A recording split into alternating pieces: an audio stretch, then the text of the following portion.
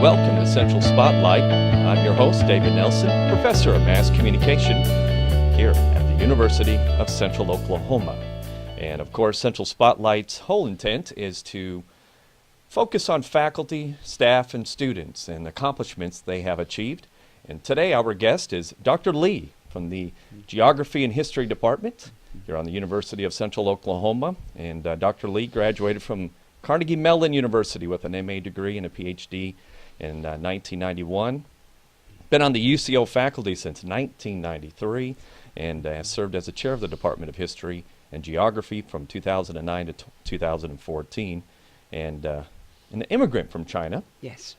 And of course, now here in the U.S. And how did you make your way to the United States? What was your journey, Dr. Lee? Wow. Has been a long journey since I came to the state, as you mentioned, as an international student to Carnegie Mellon University in Pittsburgh, Pennsylvania in 1983.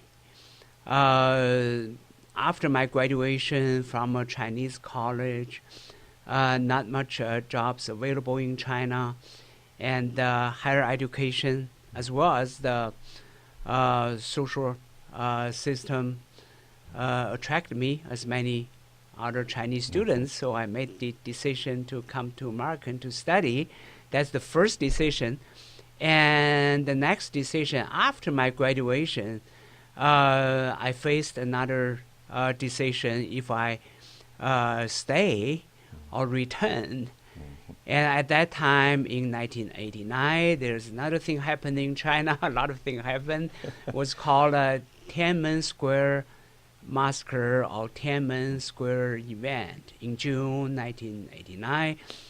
Tens of thousands Chinese students protested the corruption and dictatorship in the capital city of Beijing.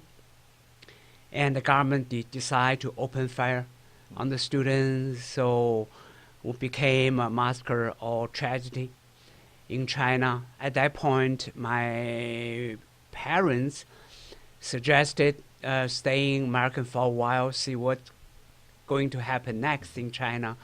So after 1990, after my graduation, I got a job offer and decide to teach China in America. And you mentioned the Tiananmen Square Massacre, 1989. Now, you mentioned that in your book, which is our highlight of today. Is you've authored a book published by the University Press of Kentucky titled Power versus Law in Modern China. And you do mention Tiananmen Square in 1989 in that situation. But a fascinating book. Thank you. Thank you, by the way, for giving me a copy.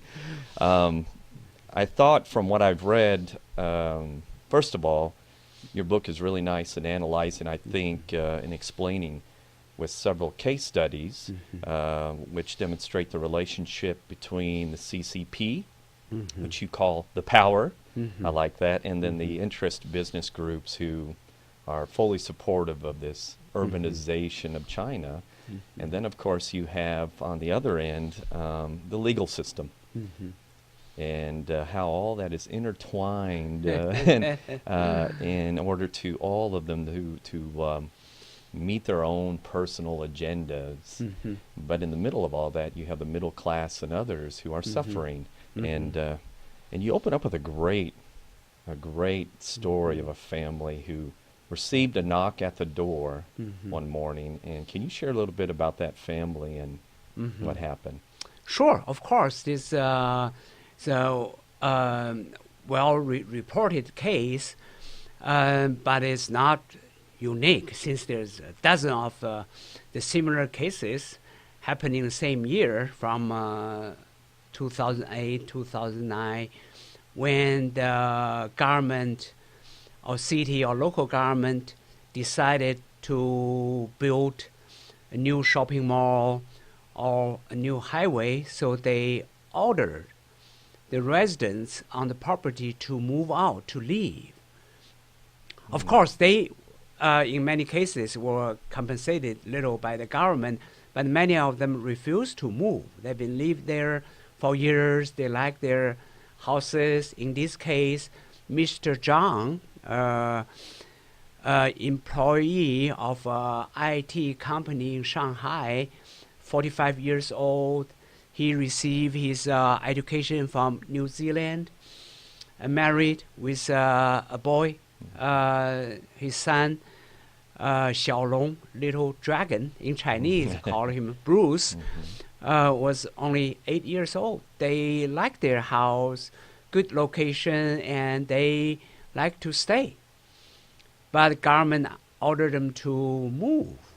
So there's no other choices. So that morning, as you mentioned, the first page of the book, John poured gasoline on himself, his wife, and Bruce, their son, and struck the ladder. So at that moment, the city police, wrecking crew, and neighborhood officials just watched them burn into flame.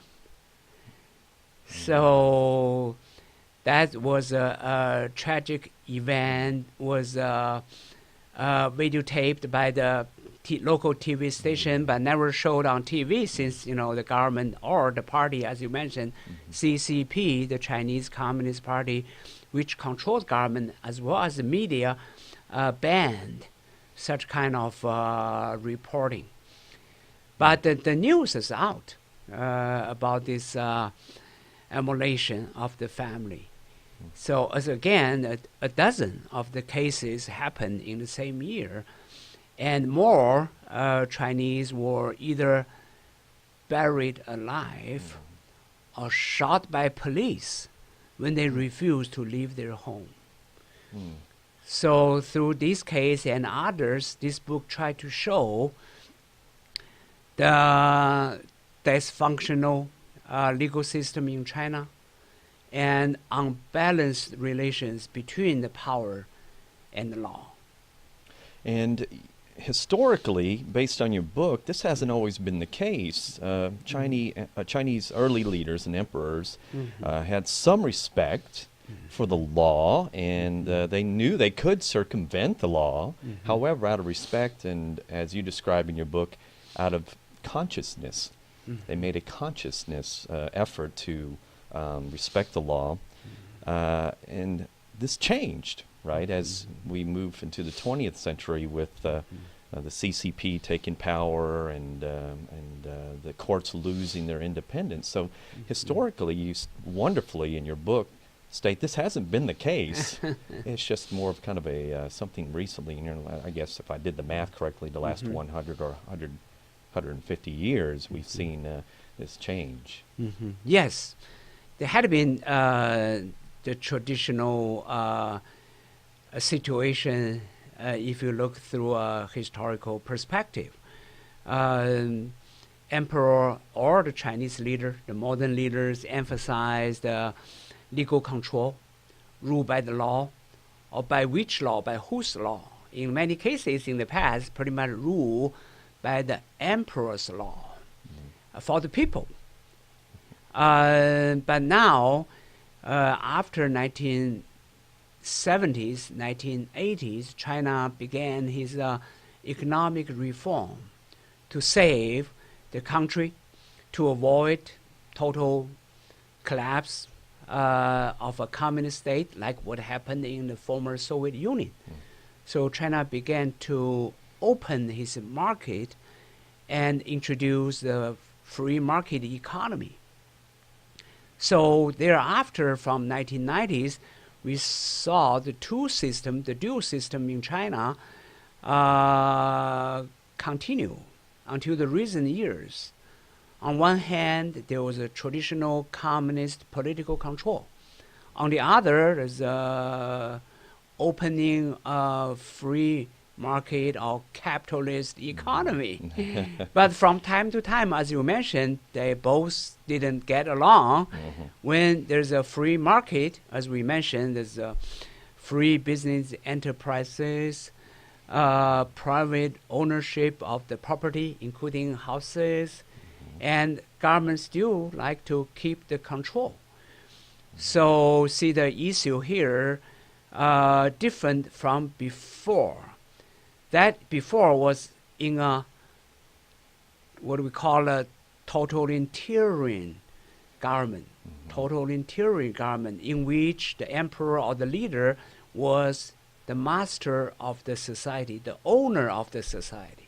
Most of the people and the properties, business owned by the emperor and the government. Now they open up a little bit and transform China into a state-run capitalist society called a authoritarian government. Government tried to be a manager. So we're not owner anymore, but we try to still some control. We tell you what to do, how to do it, so try to be the manager of the society. So in this case, the issue or the problem began because when the Chinese citizen had the freedom, some of the freedom, and they have the right to own the property, they want to have some certain protection when they pay the huge of money to purchase the houses like Mr. Zhang. But the law at least failed. The citizens did not or still do not protect citizens. But as you mentioned, the law protects the government. And the CCP, part of their way of promoting themselves as a government is that they claim that they're the people's government, and they often use that expression. And as you just described, it's hardly everybody would agree with that in China, that they're the people's government. We are talking with Dr. Li. He is a professor at the History and Geography Department here at the University of Central Oklahoma. I'm David Nelson, host of Central Spotlight, and he's authored a book titled Power versus Law in Modern China. And I'm just going to back up a little bit. You talked about the 70s and then the 90s, but the 70s, the cultural movement or Reformation and that occurred, revolution.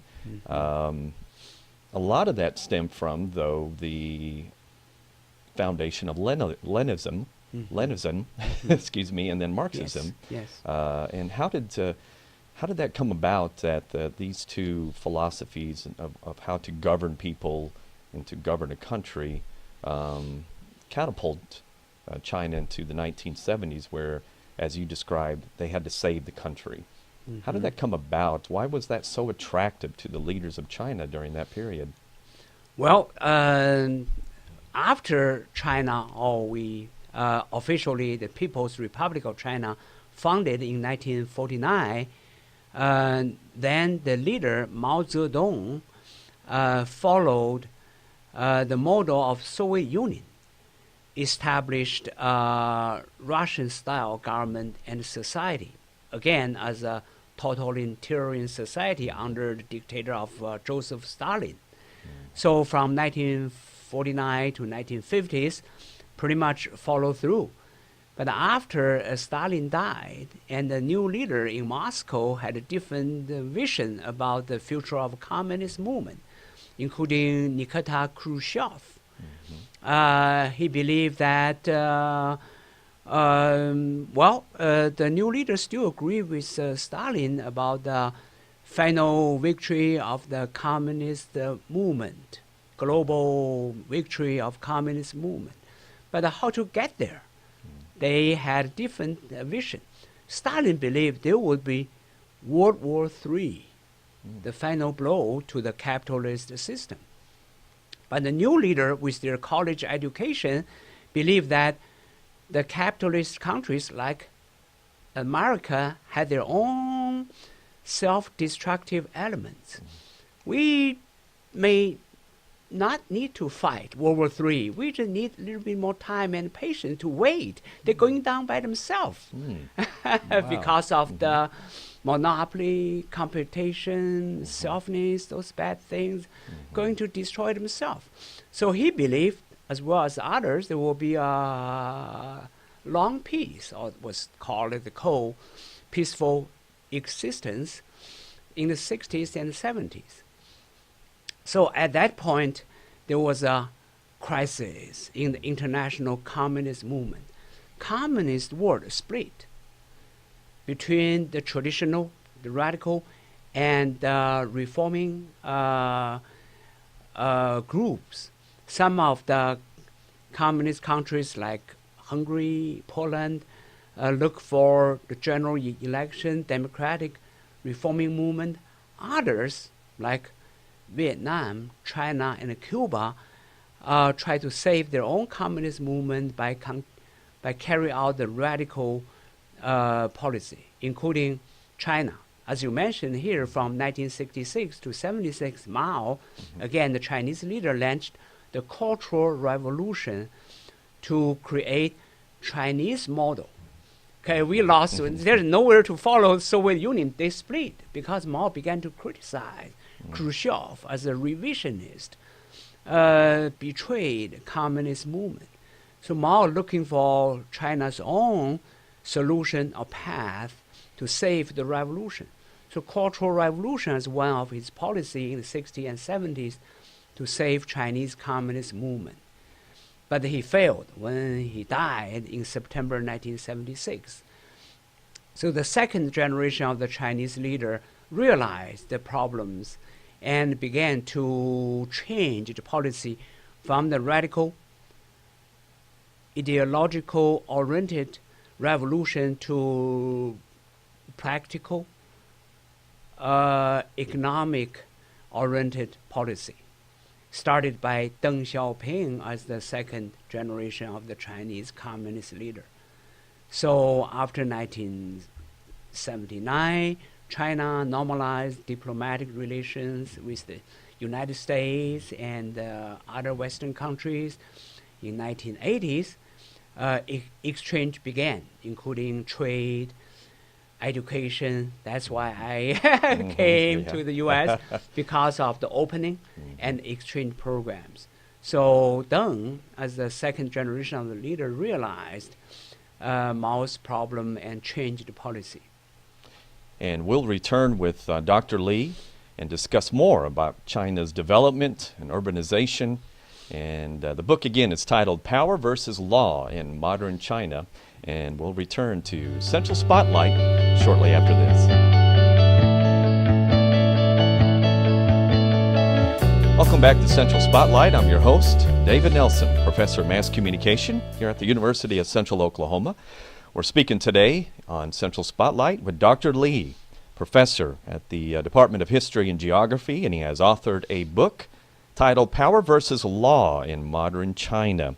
And Dr. Li, we were talking about the more recently the 70s and 80s and how China is progressively moving into this global economy, urbanization, lining up alliances with the West. And but there was a point in your book you mentioned by 1970 that China's legal system, for example, you mentioned, was terminated temporarily as they made this transformation after the Cultural Revolution, because I like the way it was described, because it was viewed as a capitalistic system by the government, a way to, I guess, persuade people that there needs to be a change, because in 1970 we know the view of capitalism was not always very was very pejorative at this time. So essentially then, based on what I've read, the politicians, who many of them didn't have any law experience, essentially reformed the law. Am I correct to make that statement? Yes, you're right.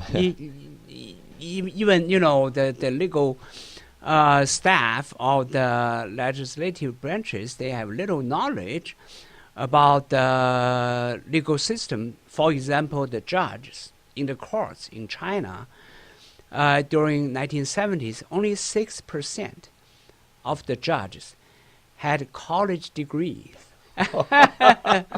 And only 35% that finished high schools. The judges, yeah. And for the party officials, as you mentioned, they were less educated because they were, joined the revolution as the poor peasants. That's what the communist revolution is about. That's how Mao mobilized the Chinese. This is the poor people's revolution to change the status from the bottom of society to the master of the society. That's how they joined communist revolution, nothing to lose, and fighting after 22 years gained the power. So after took over the country, Mao just made a copy of Russian's constitution. Actually, the Constitution of Soviet Union published in 1936.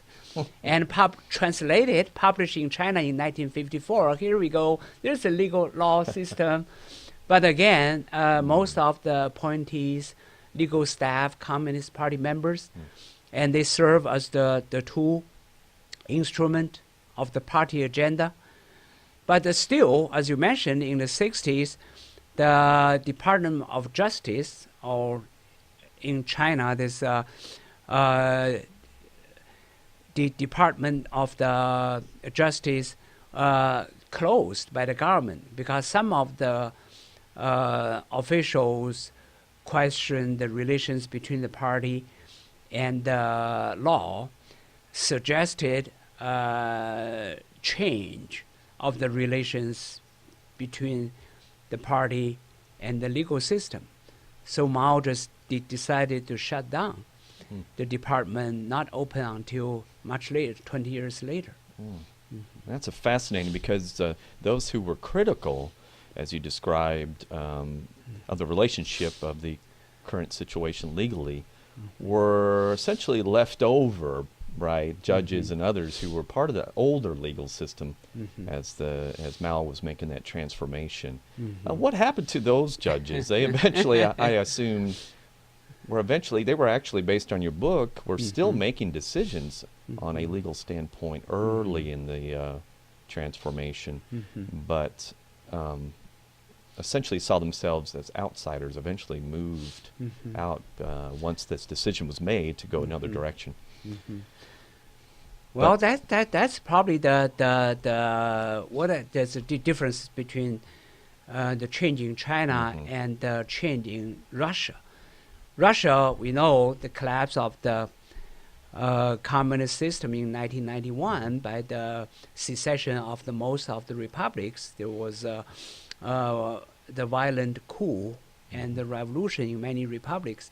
But in China, pretty much the natural cause took action. When Mao died, the old guard, the first generation of the revolutionary leaders also went with Mao. So naturally, when they left, and the second generation, including the current president, Xi Jinping, he's a son of the revolutionary old guard, tried to save the system to include the capitalist economy and some kind of the legal reforms into the new system to save the Communist Party. So that's how it's happened in China. There's natural cause. They call it soft landing. Hardly soft for everybody, right? No, there's casualties, including many, those like Mr. Zhang and his family. Well, in the book, you mention a phrase called knife hilt. And based on what I've read, it's kind of a way to describe how all three, the legal system, the interest groups, business owners, and others who have deep pockets, and of course the CCP will come together and work kind of as a triangle, if you will, but it's called a knife hilt, all in order to maintain their power in their political agendas, and of course to fatten their pocketbooks, right? So I'm sure there's a lot of corruption built in there. But what did you mean by the knife hilt? Well, that's the way the communists to use the legal system as their political tool, instrument to protect their power and to help their transition from a rural party to an urban party. We're talking about the 1930s, 1940s, when Mao and the CCP fighting for the control of the country through the Revolutionary War. it was, the Chinese Communist Party was a rural-based, rural-centered party. Majority of the party members, peasants, poor peasants. So they stayed that way through the 60s as well. The land reform, the collective movement, all the Mao's policy focus on the countryside. But now there was urbanization because of the economic reform, industrialization. More and more Chinese left countryside and moved into cities. So the Communist Party lost their traditional base. So they need to rebuild their sources and political support in the city. So that's how they look for the interest groups, business owners, middle class, and professionals who willing or able to cooperate with the Communist Party to protect their own interest. So they began to build their own new political base in the cities. But still, the key here during the transition is about the land. Okay, that's the resources for the revolution back then when they were in countryside. They took over the land from the rich landowners and redistributed to the poor peasants. That's how they mobilized. They gained the popular support. When you kill one or two landowners in a village and make 200, 300 poor peasants a small farm owner, you gain popular support. One or two enemies, 200 or 300 supporters. That's how they win the Civil War and the Revolutionary War. So it's fascinating to hear how the political system, the way it was set up, was mainly rural. But as you move into this period of urbanization and economic development, many of the rural types had to move to the city to find work, right? As Yes. there was more demand by the West for more product, then they needed more workers. People moved in that direction. We're talking with Dr. Li. He's the author of Power versus Law in Modern China. He is a professor at the Department of History and Geography here at the University of Central Oklahoma. And when we return, we're going to talk about one of your case studies about the Weitan Garden Apartment Project, which I found fascinating. And we'll just talk more about that as we look at an example of how urbanization, legal system, and the government all worked against what you would describe the middle class in China. And we'll return to Central Spotlight after this.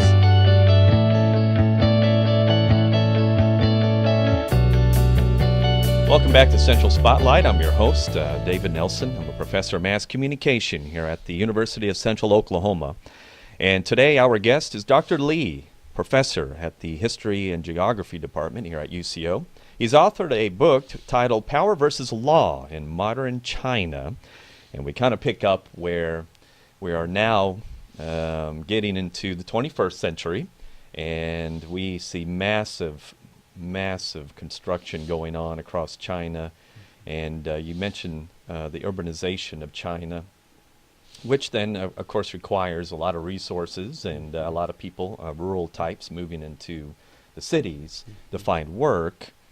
But in this situation, in one of your case studies, you mentioned an interesting apartment project that was titled the Weitan, is it Weitan? Weitan, yes. Weitan Garden Apartments Project, which was demolished subsequently after people sold their property, moved into this apartment complex. Others sold their land and other things that were in the family for years to move into this beautiful apartment complex near a river, and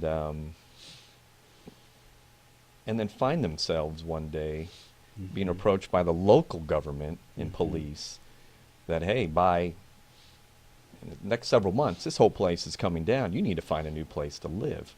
And many of these people were highly educated, doctors, lawyers, and others. But all of them, by the end, hate to spoil the book here, but by the end, most of them felt they were completely powerless, even though they were very highly educated people, and they took every avenue to try to find different recourses, if they could, to stop this demolition. Why would these types, we both have terminal degrees, we feel like we can take on the government, or at least be comfortable in challenging the government. But why would this middle class, highly educated, skilled group find they have no power? And why did they find in the end, forget it, I'm not going to fight the government, destroy it? Why did they, most of them, come to that conclusion? Well, because of their education and government promises, and they believe they should have certain rights according to the revised Constitution of China. Their rights of property should be protected. But in this case, as well as many other cases, they will just lip service. After the government made decision in this case to destroy their newly built apartment building, there's no protection. So legal system failed to protect their property rights. Moreover, the legal system actually supported government decision. So as you mentioned, the local court, metropolitan court, even Supreme Court, as well as law enforcement, took side of the government, tried to push them out of the building, remove those residents as soon as possible. Even though they sued the government, but those residents, those middle-class residents, failed. And then you find, you mentioned in there some of the residents, even individually, took steps legally to, resist, if you will, the government's decision to demolish this, as you stated, newly built, very expensive, based on the figures that I saw in your book, very expensive lifestyle. So you mentioned they had basically two recourses. One's described, quote unquote, as the rightful resistance, where they use the legal system. But then there's a natural resistance. What did you mean by a natural resistance, which they had to eventually get to? But what do you mean by that? Well, the natural efforts seems like in this case, as well as many others, they try to look for the connection in the government, try to go through the back door, try to send personal letters to their friends, relatives who may have some influence over the government. And also they try to stop the threat sent by the local government and policemen. They try to reach the local media to put pressure on the government, but all those natural efforts failed. They even put together an association as a resistant movement against the government decision. But somehow the government had this contradictory system in China. Like we mentioned before, even though there's a article or atom in the Constitution says the rights of private property is protected. But the next atom mentioned all the land under the heaven in China belong to the government. So you may own a house and a business or the apartment building, but whatever under belong to the government. Now we want our land back, or in this case, they try to build a Yangtze River flooding system. So this riverfront building in the middle of this river project, as well as Mr. Zhang's case. So they say, okay, sorry about your building, but we want our land back. Whatever on the land must go. Oh, wow. So this very contradictory system. So that's why they failed the cases, and all the court decision in favor of government. And originally, as you just stated, these beautiful apartments were built for two purposes. Number one, aesthetically. You know, the urbanization movement, I remember reading that the officials thought, well, it'll be beautiful skyline, beautiful apartments to look at, and it also helps with the flooding, as you described, a nearby river, and help with the flooding issues that historically have been a problem.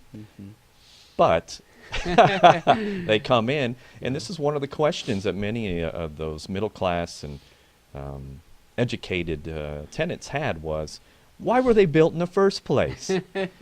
That this shows that the government is not for the people, even though they claim when those apartment complexes went up that this is for the people. But when they came down, the state-owned media said, watch our government follow through and use the law in order to make sure that we as a people are, you know, safe and secure, if you will.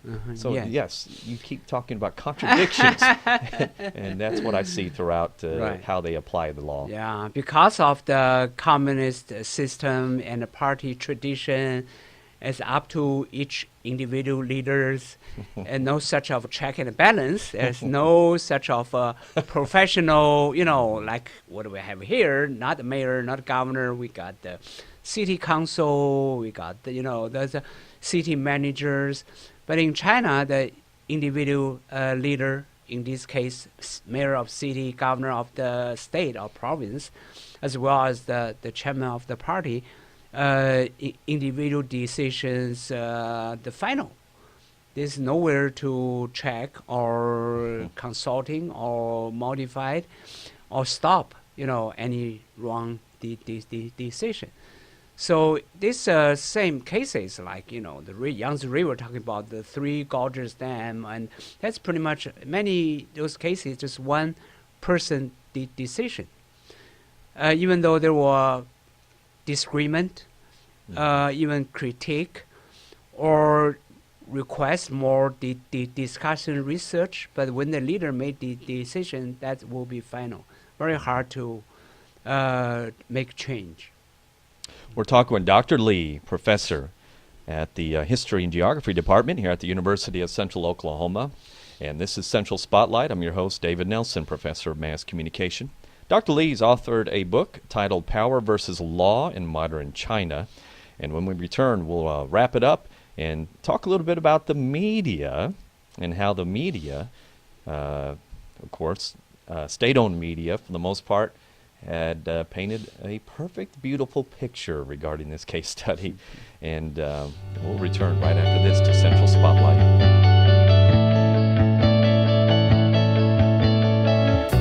Welcome back. I'm your host, David Nelson. This is Central Spotlight, professor of mass communication here at UCO.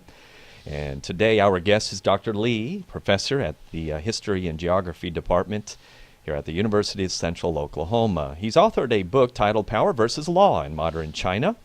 And at this last portion of the program, we want to talk a little bit about the China state-owned media and how they contribute to this system. As we describe it, the corruption between the legal system, CCP, the ruling party, the power, as you describe it in the book, as well as those public interest groups and other lobbyist types who want to capitalize, if you will, on this urbanization in China. And we know there's been a massive global perspective of the economic system that has influenced this. So the CCP, of course, state-owned media is very common in an authoritative government.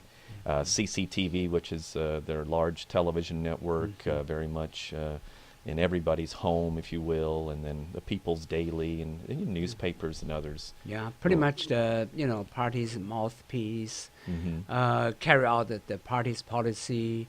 But there were some changes as well after 1980s because of the market economy, and the Chinese government or CCP also opened up the media market. There was some competition between those newspapers and the TV stations. So on the one hand, you still have to follow the party's order because you're sponsored by the government and most of the media leaders appointed by the local government and local party committees. On the other hand, however, you are not 100% funded. You need to look for your own commercial resources, advertisement, competing with the others. So the subscription, the audience rating, the rating rates, and others important. So media caught between political control and market competition. How you make the news without offending the government? You know, all the news here, you know, you have to, can we report, you know, crime, fire, accident? That was never seen in China, you know, no accident, nobody, you know, no house on fire. So they try to push the envelope, look for certain ways to continue follow the party's order, but at the same time to attract the audience and expand their readership. And funding for the state-owned media is actually on the decline. Yes. And so do you see that maybe that will affect state-owned media one day? If I recall correctly, wasn't in your book, but in some literature that I've read for one of my courses, is that actually state-owned media is even tinkering with some advertising approaches, very much like private media would do here. Yeah, you were right. Because of the market economy and also that the government policy, so more and more media agents looking for their new resources. So some of the reporters began to try becoming more liberal or aggressive or objective, telling some truth. So they're willing to take the risk. But again, still under the control, we see the limited reports on those cases. And going back to the Wuhan Weitan apartment complex scenario, some of the quotes from CCTV and others, the government is upholding the law, the government is passionately handling the Weitan garden case and properly, quote unquote, relocating the homeowners. And as you said, they're just strictly a mouthpiece for the most point and for the most part when it comes to this particular case. And you do mention, too, and you mentioned it earlier in this program, that people did reach out to the Central People's Radio Station Network, but nothing became of that. And then eventually, as you said, once it received a no-go and was discarded and dismissed by the leaders, really the Supreme Court and others were just going to follow right in line with the government with the homeowners' complaints about the demolition. How do you see the media in today's China, though they are a mouthpiece, in that example we described, how do you see social media, Twitter, Facebook, and other forms of social media? Is that going to have any influence? Is that going to circumvent the narrative that state-owned media often disseminates? But unfortunately, the Facebook not available in China. They do have some similar, version of but theirs. under the government control. Oh, okay. And Google is not available in China, and other search engines also under the control. So there's a limited access to social media, and everybody use email. Anything else had to use your real name. No, professor or or those names. So it's traceable. Any posting or email messages is up to the government checking civilian system. That's how Google left. Google was in China, but when the government asked Google to cooperate with the government policy, Google said no, so they just shut it down and pack and leave. So social media play some roles now, but not as much as here in the West. So in order to communicate some injustices in China, somebody would have to have connections in the West, wouldn't they? And then feel comfortable enough to communicate that, and then somebody who they have contacts with in the West would then have to spread that particular news and somehow get it to be somebody to bring attention to it out of all the clutter that we have, of course, in the media in the West. And so you saw that with the Arab Spring, for example. Social media played a big part because they were able to communicate to others outside of the Middle East and out of the Arab authoritative governments, and reach people in Canada, the U.S., and make those changes. Yes, yeah, that's what my first impression in America when I came here, when I was in Carnegie Mellon, and they say, "Hey, Bing, what you learn here in America?" I said, "I know more about China." In America, I know more about China. That's the first month. Yes, you're right. There's a lot of the through the back door or individual channels, but broadcasted or available in America. Finally, had some through the Western media back to China. We're speaking with Dr. Lee. He's a professor of history and geography here at the University of Central Oklahoma, and this is Central Spotlight. He authored a book titled Power versus Law in Modern China. And Dr. Lee, I want to thank you for taking this time to discuss your book, and thank you for the free copy. We'll be more well rehearsed and educated on what is happening behind those closed doors, in China. Again, thank you for joining us here on Central Spotlight. Thank you for having me. Thank you. And until then, I'm David Nelson, and we'll see you on the next episode of Central Spotlight.